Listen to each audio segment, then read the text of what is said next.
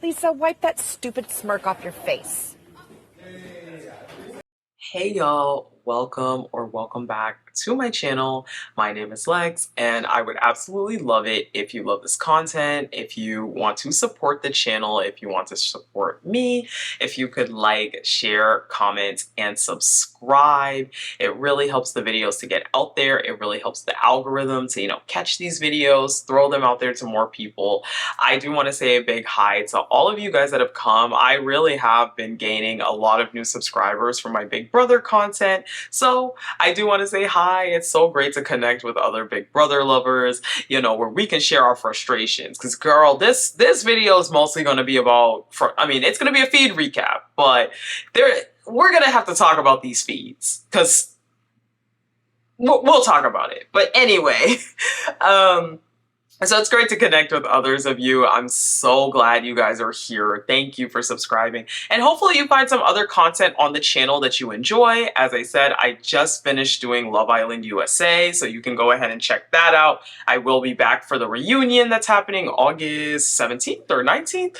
I'm also going to be recapping Love is Blind UK, and I did do Love is Blind US the season earlier this year. So check out my page. I have everything organized into playlists by show, so you can find other content that I have done. Anyways, let's get into this. Let's get into this because I'm going to keep it a stack with you.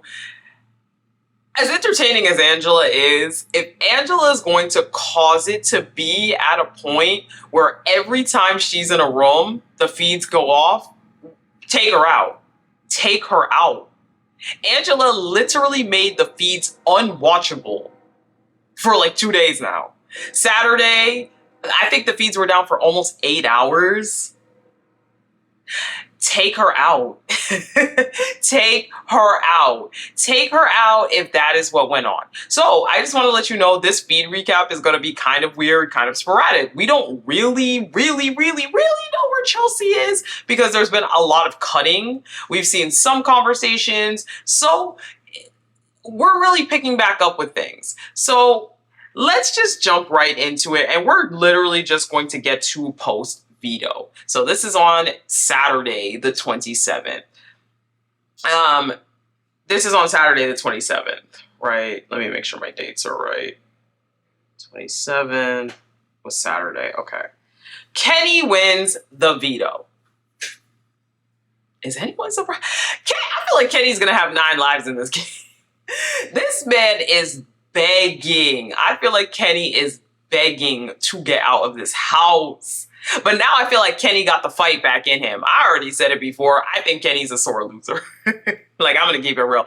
I think Kenny is a sore loser. And I think the fact that he wasn't like steamrolling through the competitions the way he thought he was. I get it. In the modern Big Brother era, there has been way more physical comps than usual. So I can understand why Kenny had this idea in his head that maybe he was just going to be a physical beast and steamroll through. But I think because he wasn't, that was really demotivating Kenny, making him really not want to be in the house, He also doesn't really get along with anybody, so yeah, I could understand that, but I think Kenny got the fight back in him now that he won a competition. He's got the fight in him, so that is great. After Kenny wins veto, there's a little bit of chatter. Anyway, the feeds go down. The feeds go down. They come back up. As soon as we see Angela on the camera, feeds cut. As soon as we see Lisa on the camera, feeds cut. And this goes on for like 5, 6, some odd hours. I think we've all talked about it at length by now. There's been a lot of posts and content about this, but I'm just gonna say this. Like, if you are so concerned about a house guest's behavior to the point where you cut the feeds because you're not sure if they're gonna say something that is gonna be looked at as, then you need to take them out. Like, if you need to protect a house guest so heavily, take her out then.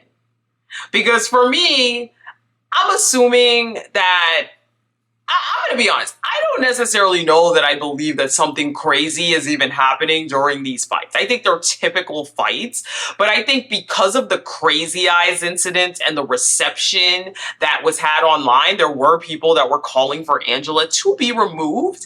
I think because of the Crazy Eyes incident, a lot of people are like the production team, let's say, I think they're very worried that Angela's going to say something else that is going to be taken way wrong, and they don't want to have to take somebody out. You know, last year taking Luke out obviously messed up the whole thing. They plan out Big Brother to a T. They plan out the doubles. They plan out the buybacks if there's going to be one. So I think they really, really, really don't want to have to remove someone. But at the same time, it's like, if a house guest is such a loose cannon, take her out. I mean, literally, this has happened now for 2-3 big fights where it's like the camera's cut and we don't see, like, we see nothing. And then even if the house guests allude to it, feeds are cut. I was watching another podcast, Taryn's podcast. Y'all know I love that podcast. And it's like, I think it's such a fair point that him or one of the guests he had was making on the podcast, that it's very unfair to these house guests. Like, we don't know their true thoughts. Like I said, I have no idea really where Chelsea's at right now. I've seen a few conversations, but we don't even really know Chelsea's true thoughts. We don't know what Quinn thinks of Angela after their argument. We don't know. Now, MJ supposedly had a fight with Lisa or something. We don't know people's true thoughts, because as soon as conversations come up, feeds cut. Fish.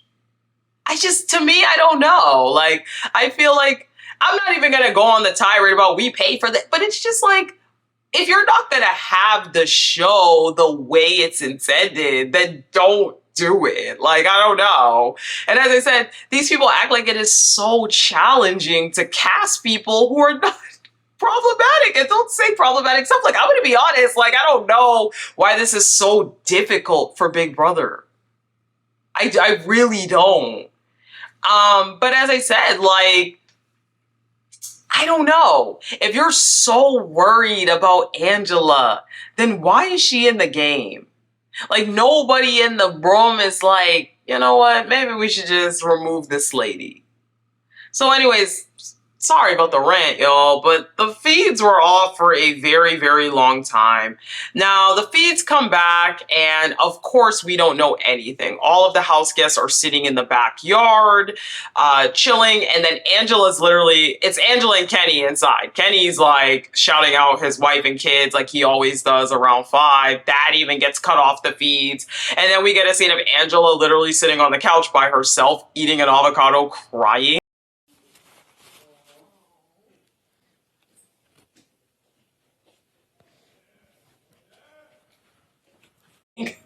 She's just on the couch crying. We don't know what happened. And that's all we get from that. Now, meanwhile, a shift is starting with T-Core and Lisa.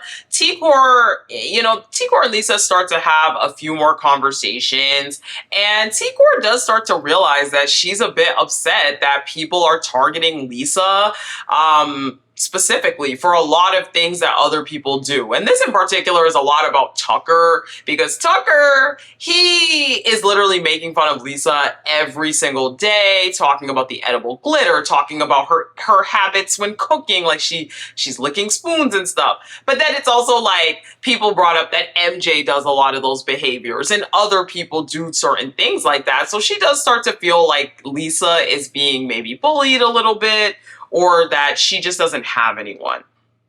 Now, Quinn is worried that Lisa has alienated herself by voting against the house in the last vote, because remember, people tried to warn Lisa, and for some reason she still wanted to be on the other side of the vote. But Quinn does tell Lisa that he does not want her to go home. And then at this point, there's also like a budding showmance between Leah and Cam. Chelsea becomes extremely paranoid. If you haven't watched my last recap, I talk about it there, but there's just some paranoia that because Leah and Cam have been hanging out together a lot, that there's a showmance between them. They've been cuddling. So again, this is kind of on the radar of some people.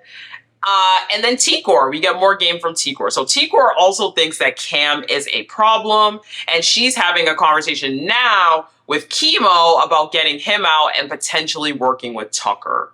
So this is all Saturday after the feeds finally come back. MJ also reveals her power. So MJ basically, remember, she had said, look, I want to try to gain trust of people, so I think I'm going to reveal the power, and she does indeed reveal the power. She first tells it to Tucker, and then Tucker kind of spreads it around to a lot of different groups. Now Tucker does reveal the power to Chemo, Tikor, and Cam, and basically the whole house is worried about this power because of the America aspects.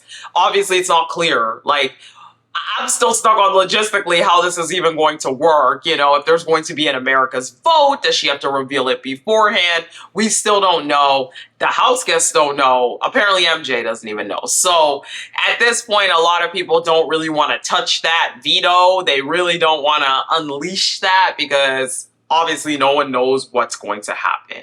So Quinn, Tikor, and Chemo are also locking in. They finally lock in their final three, and Quinn starts to spill some beans, y'all. Quinn, first off, reveals the Pentagon to them, how the Pentagon was pitched to them, where this even all came about. He also discusses the other alliance that he had, which is the Andersons, and then the third alliance that he has, which is the Have-Not Alliance. So Quinn is word vomiting, and I'm like, oh, Quinn, hold on now. I understand that this is your solid final three, and I get that, you know, and I'm not saying that there's anything wrong with him revealing it, but it's like, whoa, you up in like 5-6 alliances now. Let's be careful. But I think all three of them do have like other kind of little side alliances that they're in as well. So at the end of Saturday, it seems that there is a genuine potential of going after Tucker, putting him up, and him becoming the new target. And while mostly people are a no on that, it has been brought up a few different times. But most people are still kind of leaning towards not being able to keep Angela in the game. So the target does shift from Lisa to Angela as of Saturday. Let's get into Sunday. So again, I feel like things are all over the place. I feel like there's still a lot of feed cuts. And there was a lot of roundabout conversation yesterday. I think a lot of these people are having the same conversations over and over again. I think also yesterday was a very like chill day. Honestly, a lot of the girls sat up in the HOH room making fun of Lisa. I do feel kind of bad. I'm not a huge Lisa fan, but I don't like how the group of girls is bullying her. Tucker's bullying her. It's kind of like, I don't know. So, some conversations of note. Cedric, MJ, and Leah had a conversation yesterday, and they're all kind of deciding who they want to get out of Lisa and Angela. Leah and Cedric are pretty stuck on Lisa. However, MJ is still a little weary that Angela would put her up because of the power. Just to flush the power. Chelsea and Lisa also have another conversation yesterday, and Chelsea does tell Lisa that the target is Angela at this point. Now, she says that Tucker volunteered to go on the block. And again, this is what I mean, where I'm like, I don't even really know where Chelsea's head is at. Like, I feel like a lot of alliances are having conversations behind her back, but like where Chelsea herself is at, I'm still kind of in the middle because we're missing so much. Now, MJ does confirm at some point, though, that to Chelsea, Rubina, and Leah, that she is okay with Angela staying. So it's flip-flopping. It's flip-flopping, I'll be honest. And that's kind of where we left off at. Like I said yesterday, the girls were just kind of sitting around. It does seem like the target is shifting back to Lisa. And I don't know, I've said this, when I talk with my husband about this show or whatever, I'm just like, first off, I think it's a waste to get out Angela on this HOH. Why are we getting out Angela? Angela is very weak, and I'm not saying she can't win competitions, but Angela can't win every competition, and she has 0 allies. 0.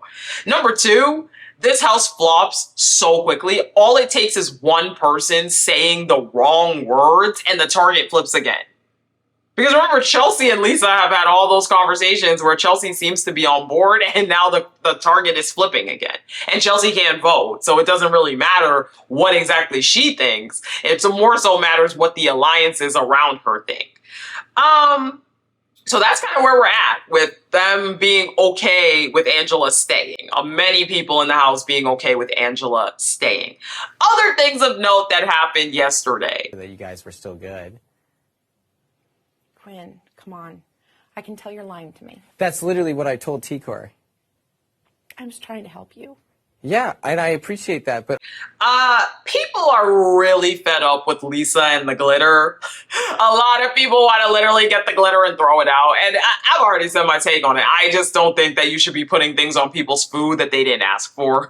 I'm gonna be honest, I think walking up to someone's plate and putting something on it is not it for me. So I'd be irritated. So yeah, just a bunch of people in the house are like, please, how can we hide the glitter? Because they tried to hide it once, and then she found it, apparently. So that was funny. Also, Leah.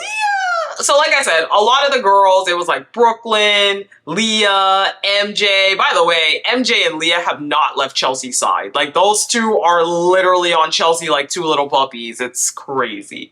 And Brooklyn, so, like, a bunch of people were up in the HOH room. And Leah is talking about Cam. And she says that because of his outfit, he's a Dusty and a menace. Shoes. I just feel like he's like a Dusty in real life. Like, I just feel like in real life, like, he's just like... What does that mean? Like, he just, I don't know. It's just, I don't know. I have like a... Or maybe not. Like, he literally... So are you okay with Tucker style? Yeah. He has like a swag about him, Tucker does, yeah. He really does. And then Chelsea clocks. I could tell that Chelsea clocked, like, Dusty? Like, why is he a Dusty? I could tell that Chelsea clocked it in her head, and she was like, what do you mean? Like, do you think Tucker has swag? And do you like Tucker's style? And she's like, yeah, he has a swag about him. Now look, I'm not gonna say anything, but I think it's very odd and an interesting choice of language for her to imply that he's Dusty when Tucker doesn't wear a shirt and he wears that musty fedora. Mackenzie has been wearing that same camo shirt for like 4 days. And Matt never wore a shirt at all, ever, in the house. So I'm not sure. I wasn't sure. I was like, Leah, be careful. Be very careful, girl. Anyway, that is it. That is all I got for this video. Like I said, sorry, it's kind of all over the place because the house is all over the place because we don't have consistent feeds. We haven't had consistent feeds in quite a while. So if you made it to this point, I would absolutely love it if you would please like, share, comment on the video. Please interact with the videos. It does genuinely help the algorithm. I know you guys can't see it on your end, but I can see it in my analytics. When you guys comment, when you guys like the videos, when you interact with them, it does get pushed out to more people. It gets more impressions and therefore a chance for more people to click. I am on the road to 1,000 subscribers, so share these videos with anyone you know that likes Big Brother content. And if you have not hit subscribe yet, but you are coming back and you're watching these videos, please consider hitting the subscribe button. It really does help me. Turn on that bell and you'll always know when I post. Anyways, until the next one, I'll talk to you guys in the next video. Bye.